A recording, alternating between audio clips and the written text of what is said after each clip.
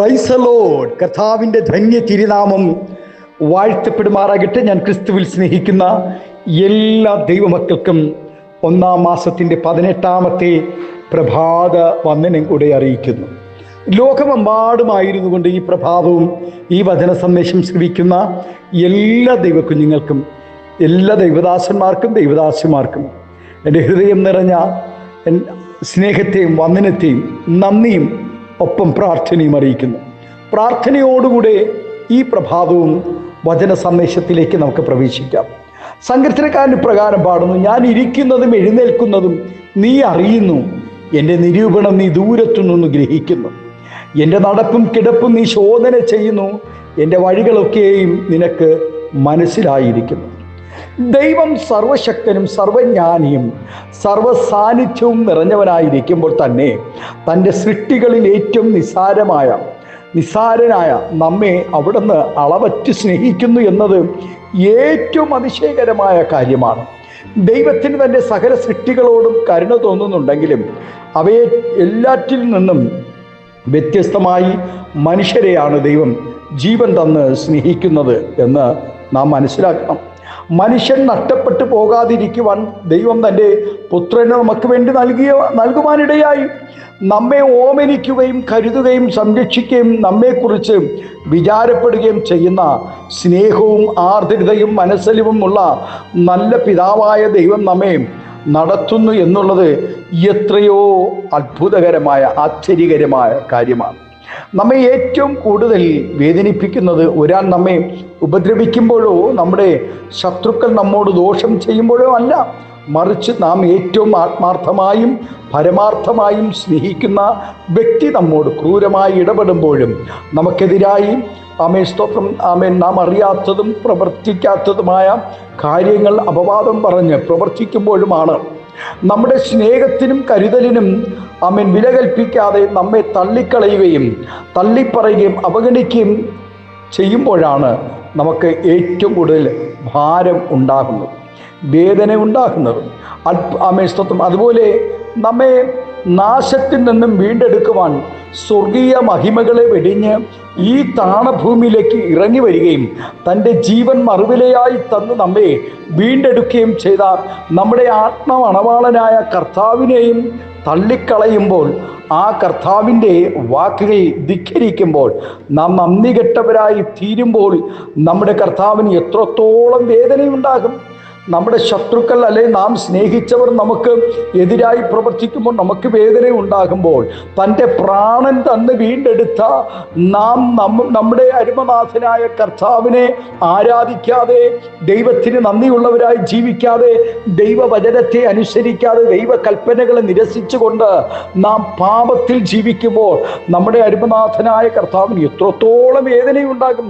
കർത്താവ് നമ്മെ രക്ഷിക്കുക മാത്രമല്ല, നമ്മുടെ ദൈനംദിന ജീവിതത്തിന് വേണ്ടിയ സകലവും നൽകി തരികയും നമുക്ക് സ്ഥിരമായി പാർക്കുവാൻ ഒരു ഭവനം ഒരുക്കിക്കൊണ്ടിരിക്കുകയും ചെയ്യുന്നതിനോടൊപ്പം നമ്മുടെ വഴികാട്ടിയും ഉപദേഷ്ടാവും നല്ല ആലോചനക്കാരനും ഹല്ലേലൂയ വെളിച്ചവുമായി എപ്പോഴും നമ്മോട് കൂടെ ഇരിക്കുന്നവനുമാണ് നമ്മുടെ കർത്താവ്.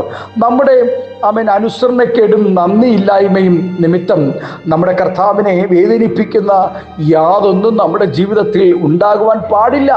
സർവജ്ഞാനിയും സർവശക്തനും സർവസാന്നിധ്യവുമായ ദൈവം എന്നെ പൂർണ്ണമായും അറിയുന്നതിനാൽ എൻ്റെ ഹൃദയത്തിൻ്റെ ചിന്തകളിൽ പോലും ദൈവത്തിനും വ്യസനമുണ്ടാകുന്ന യാതൊന്നും ഉണ്ടാകുവാൻ ഇടവരരുതേ എന്നാണ് ഇവിടെ സങ്കീർത്തനക്കാരൻ പ്രാർത്ഥിക്കുന്നതും പാടുന്നതും.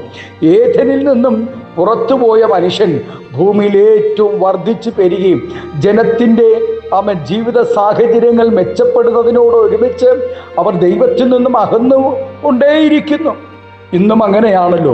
മനുഷ്യന് നല്ല ഭവനമുണ്ടായി, നല്ല വസ്ത്രങ്ങൾ, നല്ല ഭക്ഷണങ്ങൾ, നല്ല വാഹനങ്ങൾ, ജീവിത സാഹചര്യങ്ങളെല്ലാം മെച്ചപ്പെട്ടപ്പോൾ ആരാധന വേണ്ട, പ്രാർത്ഥന വേണ്ട, ഉപവാസം വേണ്ട, പിന്നെ ദൈവദാസന്മാരെ കണ്ടു കഴിഞ്ഞാൽ ബഹുമാനമില്ല, കണ്ട ഭാവമില്ല, ദൈവമക്കളുമായിട്ട് യാതൊരു ബന്ധമില്ല. അങ്ങനെ തുടർന്നു പോകുന്നു. അവരുടെ ഹൃദയം നിരൂപണങ്ങൾ ദോഷമുള്ളതെന്ന് ഗ്രഹിച്ചറിഞ്ഞ ദൈവം മനുഷ്യനെ ഉണ്ടാക്കിയത് നിമിത്തം ദുഃഖിക്കുവാനിടയായി.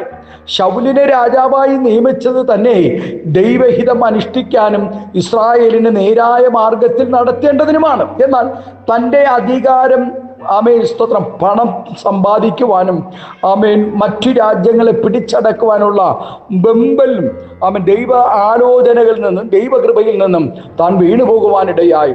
ദൈവത്തിൻ്റെ ആത്മാവ് നഷ്ടപ്പെട്ട് ദുരാത്മാവ് കയറി താൻ ചെയ്യുന്നതെല്ലാം ദൈവത്തിന് വിരുദ്ധമായി തീർന്നു.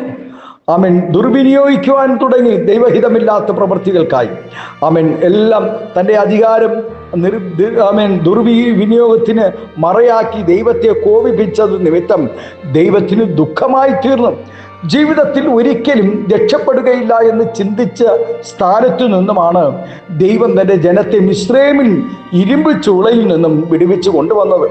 യാതൊരു നിലയിലും ഉപജീവനത്തിനോ ജീവൻ നിലനിർത്തുന്നതിന് യാതൊരു സാധ്യതകളോ ഇല്ലാത്ത മരുഭൂമിയിൽ സുരക്ഷിതമായി കവചവും സ്തോത്രം മിഷ്ടാന്ന ഭോജനവും ദിനംതോറും ദൈവം ഒരുക്കി കൊടുത്തുകൊണ്ടായിരുന്നു ആ ജനത്തെ ദൈവം വിടിവിക്കുവാനിടയിൽ. എന്നാൽ ദൈവത്തോട് നന്ദിയില്ലാത്ത ആ ജനം പിറുപിറുത്തു ദൈവത്തോട് ഓരോ ദിവസം മത്സരിച്ചു കൊണ്ടേയിരുന്നു.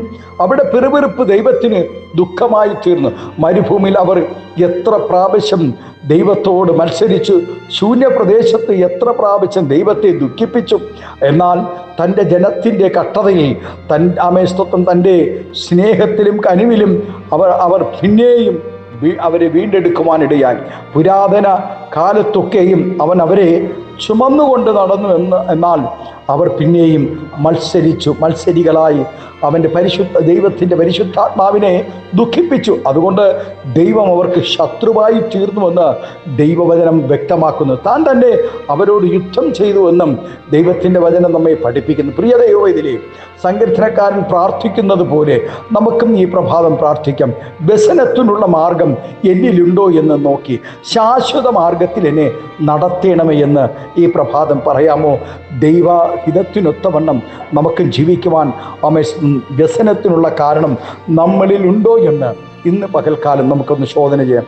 നാം വിവിധ കാരണങ്ങളാൽ നമ്മുടെ ദൈവത്തെ ദുഃഖിപ്പിച്ചിട്ടുണ്ട് എന്ന് തുറന്ന് സമ്മതിക്കുകയും നമ്മുടെ തെറ്റുകളെ ഓർത്ത് അനുദപിക്കുകയും ചെയ്യുന്ന ഒരു ദൈവഭേദലായി നമുക്ക് മാറാം. ദൈവഹിതപ്രകാരമുള്ള സ്തോത്രം അനുതാപം വരാത്ത മാനസാന്തരത്തെ രക്ഷയ്ക്കായി നമുക്ക് ഏൽപ്പിച്ചുകൂടെ. ലോകത്തിൻ്റെ സുഖം ദുഃഖമോ മരണത്തെ ഉളവാക്കുന്നു. നമ്മുടെ പാപങ്ങളെ ഓർത്ത് ദൈവസന്നിധിയിൽ ഈ പ്രഭാതം കരയാം. ലോകത്തിൻ്റെ ദുഃഖമോ മരണത്തെ ഉളവാക്കുന്നുവെന്ന് ദൈവവചനം വ്യക്തമാക്കുന്നു.